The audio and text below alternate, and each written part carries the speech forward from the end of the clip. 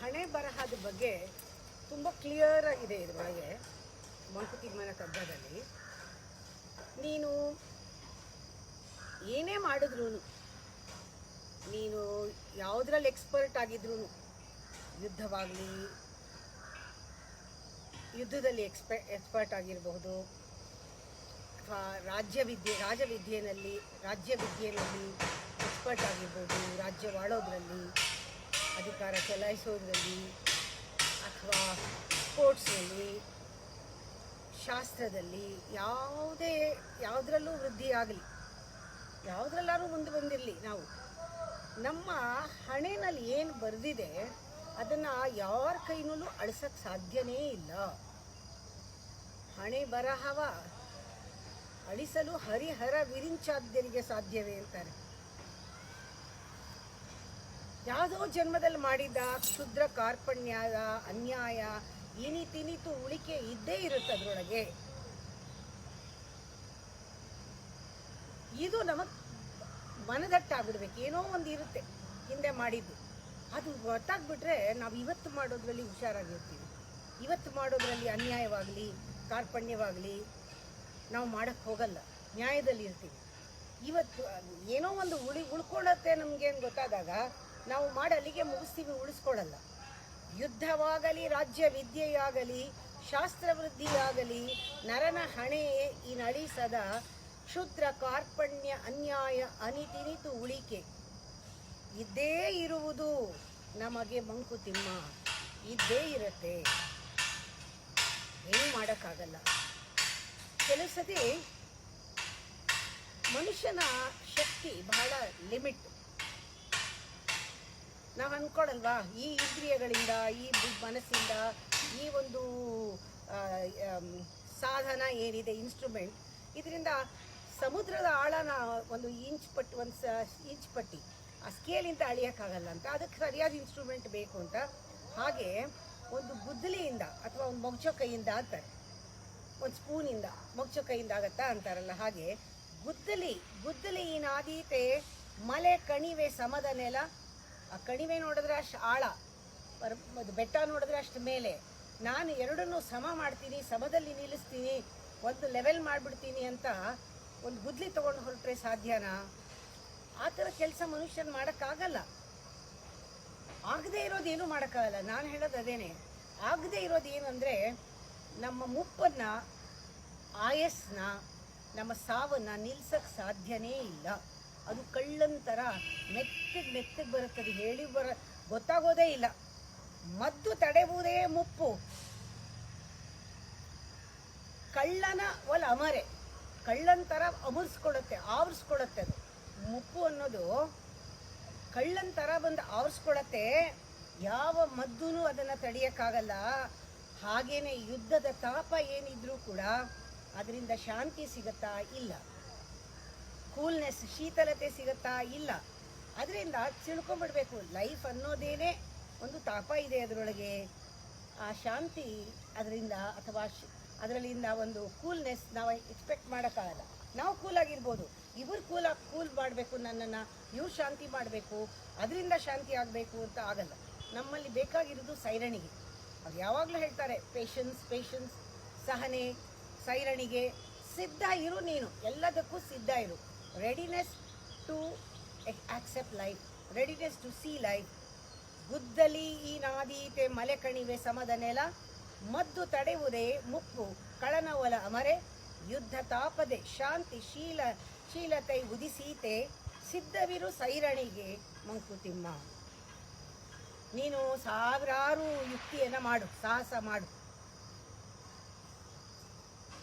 ಮಾಡ್ತಾನೇ ಹೋಗು. ಫಲ ನಿನಗೆ ದೊರಲಿಲ್ಲ ಅಂತ ನೀನು ನಿನ್ನ ಪೌರುಷಕ್ಕೆ ಅಂತ ಅಂದ್ಕೊಳ್ತೀಯ.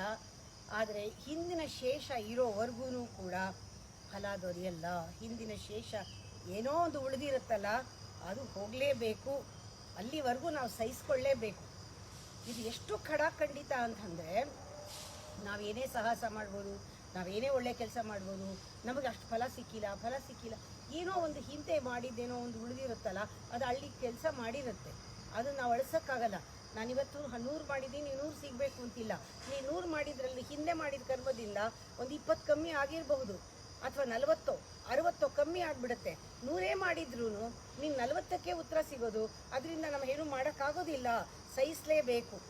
ಸಾಸಿರದ ಯುಕ್ತಿ ಸಾಹಸ ನೀನೆಸಗುತ್ತಿರು, ಲೇಸು ಫಲ ದೊರೆಗೆ ನಿನ್ನೆಲ್ಲ ಪೌರುಷಕಂ ದೊರೆಗೆ ನಿನ್ನೆಲ್ಲ ಪೌರುಷಕಂ ಶೇಷ ನಿನಗುಳಿವಂತಾವುದೊಡಂ ನೋವಿನಿತು ಸಹಿಸದನು. ಇಷ್ಟೆಲ್ಲ ಮಾಡಿದ್ರೂ ನಂಗೆ ಸಮಾಧಾನ ಆಗಲಿಲ್ಲ, ಇಷ್ಟೆಲ್ಲ ಮಾಡಿದ್ದೀನಿ ನನಗೇನೋ ಕೊರತೆ, ಇಷ್ಟೆಲ್ಲ ಮಾಡಿದ್ರೂ ನಾನು ಅಷ್ಟು ಎಕ್ಸ್ಪೆಕ್ಟ್ ಮಾಡಿದಷ್ಟು ಆಗಿಲ್ಲ ಅಂತ ಏನು ಮಾಡಿದ್ರೂ ಮನುಷ್ಯರಿಗೆ ಸಮಾಧಾನ ಯಾಕಾಗಲ್ಲ? 100ಕ್ಕೆ 100 ತೃಪ್ತಿ ಅನಿಸಲ್ಲ. ಯಾಕೆ ಅಂದರೆ ಹಿಂದಿಂದ ಏನೋ ಒಂದು ಉಳಿದಿರುತ್ತೆ, ನಾವು ಸಹಿಸಲೇಬೇಕು ಅದನ್ನು. ಜೀವನನ ಯಾವ ರೀತಿ ನೋಡಬೇಕು ಅವಾಗ? ಸಿರಿ ಮತ್ತು ದರಿದ್ರತೆ ಅಂದರೆ ನಮ್ಮಲ್ಲಿ ಒಂದು ಸಿರಿತನ ಇರ್ಬೋದು, ಬಡತನ ಇರ್ಬೋದು, ಅದು ಅದು ಅದು ಅದರಲ್ಲಿ ಜಾಸ್ತಿ ವ್ಯತ್ಯಾಸ ಇಲ್ಲ ಅಂತ ನಾವು ನೋಡೋಕ್ಕೆ ಶುರು ಮಾಡಬೇಕು. ಗೆಲುವು ಸೋಲು ಕಡಿಮೆ ವ್ಯತ್ಯಾಸ ಇದೆ, ಸಿರಿವಂತ ಬಡವ ಸ್ವಲ್ಪ ಇದರಲ್ಲಿ ಏನು ವ್ಯತ್ಯಾಸ ಇಲ್ಲ ಅಂತ ನೋಡೋದು ಕಲಿಬೇಕು. ಸಿರಿ ದರಿದ್ರತೆಗಳಿಗೆ ಫಲದೊಳಂತರ ಕಿರಿದು ಅಂತರ ಭಾಳ ಕಿರಿದು ಸರು ತಪ್ಪುಗಳಿಗಿಂತೂ ಸರಿ ಮತ್ತು ತಪ್ಪುಗೂ ಅಷ್ಟೇ, ಏನೂ ಜಾಸ್ತಿ ಇಲ್ಲ. ಸರಿಯಾಗಿದ್ದು ತಪ್ಪಾಗ್ಬೋದು, ತಪ್ಪಾಗಿದ್ದು ಸರಿಯಾಗ್ಬೋದು. ನೆನ್ನೆ ಸರಿ ಇಲ್ಲದೆ ಇವತ್ತು ತಪ್ಪು ಅನಿಸ್ಬೋದು, ಇವತ್ತು ತಪ್ಪು ಅನಿಸಿದ್ದು ನಾಳೆ ಸರಿ ಅನ್ನಿಸ್ಬೋದು. ಹಾಗೆ ಜಾಣ್ ಬೆಪ್ಪುಗಳು ಕೂಡ, ಸರಿ ತಪ್ಪುಗಳು ಜಾಣ್ ಬೆಪ್ಪುಗಳು ಎಲ್ಲವೂ ಒಂದು ಮರಣ ಬಂದರೆ ಎಲ್ಲ ಒಂದೇ ಥರ, ಬೆಪ್ಪು ತಪ್ಪು ಅಥವಾ ಹಣ ಇರೋನು ಹಣ ಇಲ್ಲದೆ ಇರೋನು, ದರಿದ್ರ ಇರೋನು ಸಿರಿ ಇರೋನು ಎಲ್ಲರನ್ನೂ ಮುಚ್ಚಿಬಿಡುತ್ತಲ್ವ. ಅದು ಒಂದೇ ಒಂದು, ಅದಕ್ಕೇನೂ ಇದೇ ಇಲ್ಲ, ತಾರತಮ್ಯವೇ ಇಲ್ಲ, ಪಕ್ಷಪಾತವೇ ಇಲ್ಲ. ಅದರಿಂದ ನೀನು whatever you want to do not care about it. ಏನಾದರೂ ಆಗಲಿ ಬಿಟ್ಬಿಡು, ಫಲಾನ ಅಪೇಕ್ಷೆ ಪಡಲೇಬೇಡ ನೀನು. ಪರಿವೆ ಎಂತಾದೊಡೇಂ, ಏನಾದರೆ ಏನು, ಮರಣವೆಲ್ಲವನೊಂದೇ ತರದಿ ಮುಸುಕುವುದೆಂದೋ ಪರಿವೆ ಎಂತಾದೊಡೇಂ ಮಂಕುತಿಮ್ಮ.